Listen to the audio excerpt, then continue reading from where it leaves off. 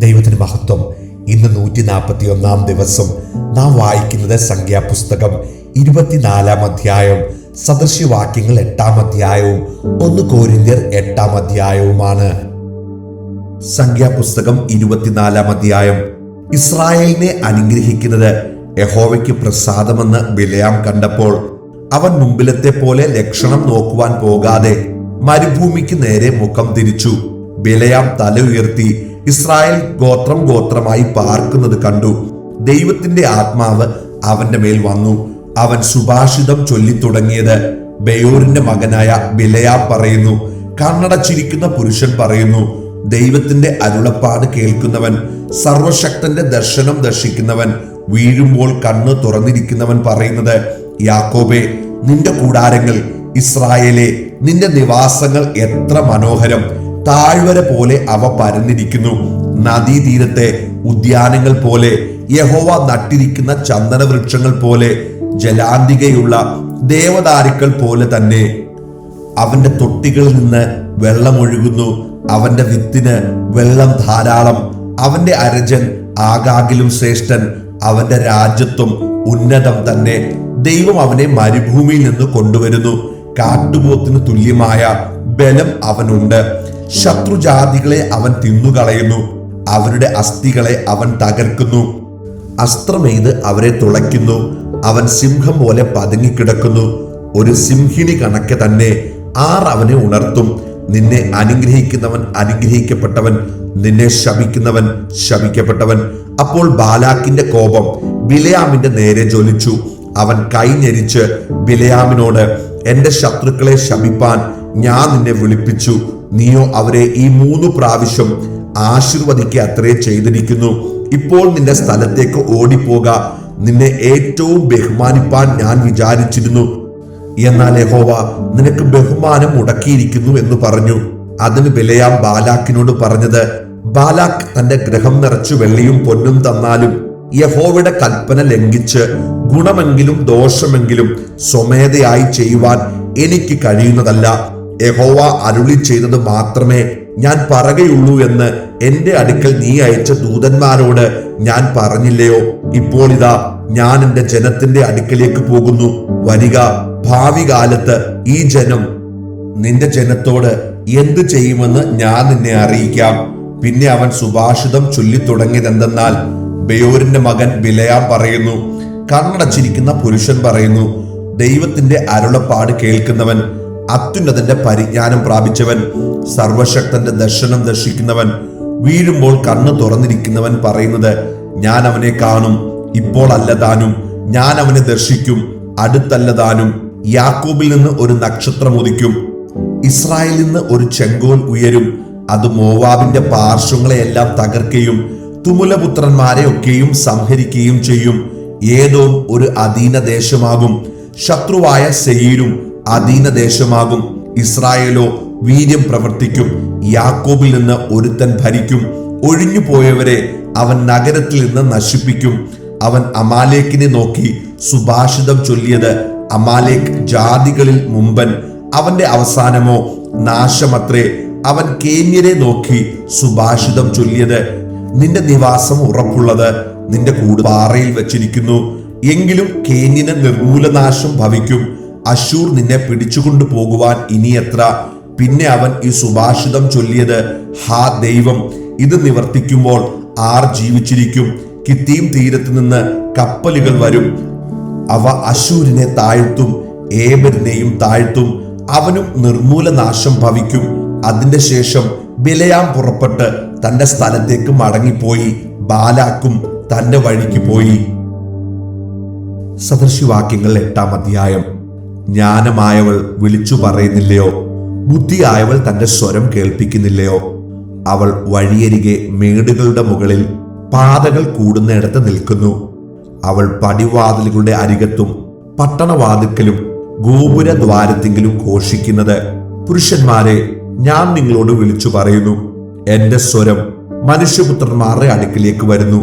അല്പബുദ്ധികളെ സൂക്ഷ്മബുദ്ധി ഗ്രഹിച്ചുകൊള്ളുവിൻ.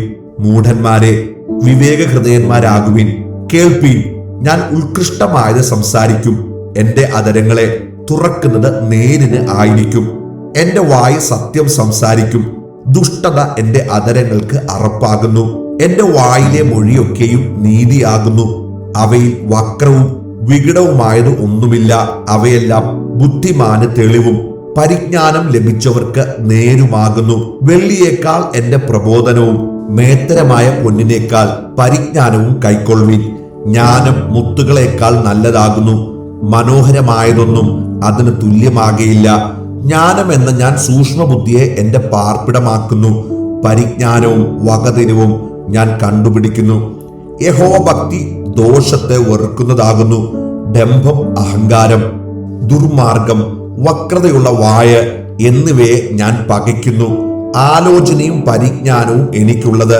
ഞാൻ തന്നെ വിവേകം. എനിക്ക് വീര്യബലമുണ്ട്. ഞാൻ മുഖാന്തരം രാജാക്കന്മാർ വാഴുന്നു. പ്രഭുക്കന്മാർ നീതിയെ നടത്തുന്നു.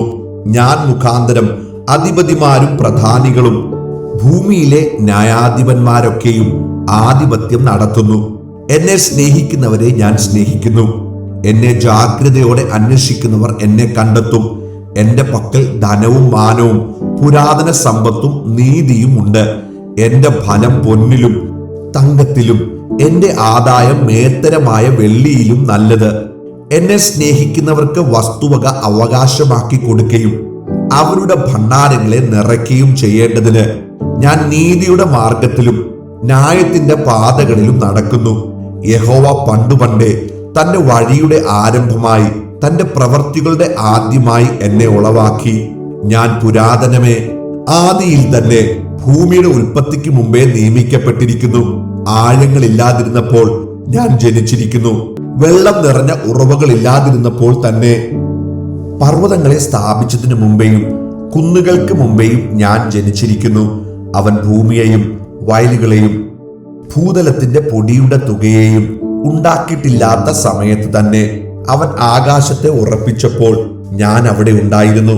അവൻ ആഴത്തിന്റെ ഉപരിഭാഗത്ത് വൃത്തം വരച്ചപ്പോഴും അവൻ മീതെ മേഘങ്ങളെ ഉറപ്പിച്ചപ്പോഴും ആഴത്തിന്റെ ഉറവകൾ തടിച്ചപ്പോഴും വെള്ളം അവന്റെ കൽപ്പനയെ അതിക്രമിക്കാതെ വണ്ണം അവൻ സമുദ്രത്തിന് അതിർ വെച്ചപ്പോഴും ഭൂമിയുടെ അടിസ്ഥാനം ഇട്ടപ്പോഴും ഞാൻ അവന്റെ അടുക്കൽ ശില്പിയായിരുന്നു.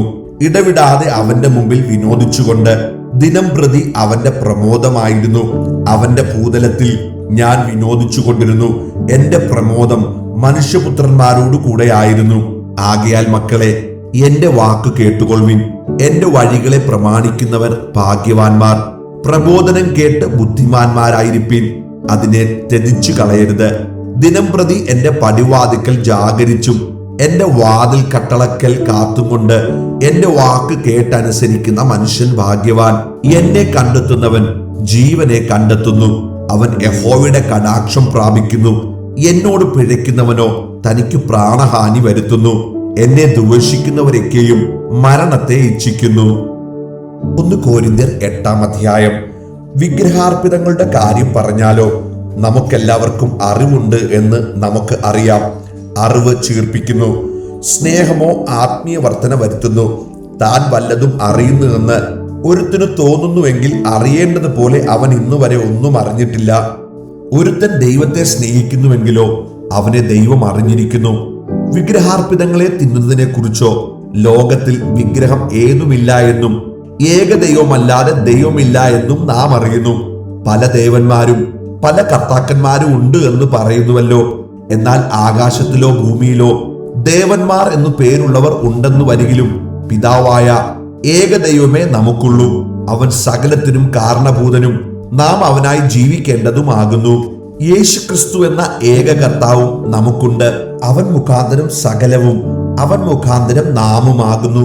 എന്നാൽ എല്ലാവരിലും ഈ അറിവില്ല. ചിലർ ഇന്നുവരെ വിഗ്രഹ പരിചയം ഹേതുവായി വിഗ്രഹാർപ്പിതം എന്നു വെച്ച് തിന്നുന്നു. അവരുടെ മനസാക്ഷി ബലഹീനമാകയാൽ മലിനമായി തീരുന്നു. എന്നാൽ ആഹാരം നമ്മെ ദൈവത്തോട് അടുപ്പിക്കുന്നില്ല. തിന്നാഞ്ഞാൽ നമുക്ക് നഷ്ടമില്ല, തിന്നാൽ ആദായവുമില്ല. എന്നാൽ നിങ്ങളുടെ ഈ സ്വാതന്ത്ര്യം ബലഹീനന്മാർക്ക് യാതൊരു വിധത്തിലും തടങ്കലായി വരാതിരിപ്പാൻ നോക്കുവിൻ. അറിവുള്ളവനായ നീ ക്ഷേത്രത്തിൽ ഭക്ഷിക്കുന്നതിരിക്കുന്നത് ഒരുത്തൻ കണ്ടാൽ ബലഹീനനെങ്കിൽ അവന്റെ മനസാക്ഷി വിഗ്രഹാർപ്പിതങ്ങളെ തിന്നുവാൻ തക്കവണ്ണം ഉറക്കയില്ലയോ? ആർക്കു വേണ്ടി ക്രിസ്തു മരിച്ചുവോ ആ ബലഹീന സഹോദരൻ ഇങ്ങനെ നിന്റെ അറിവിനാൽ നശിച്ചു പോകുന്നു.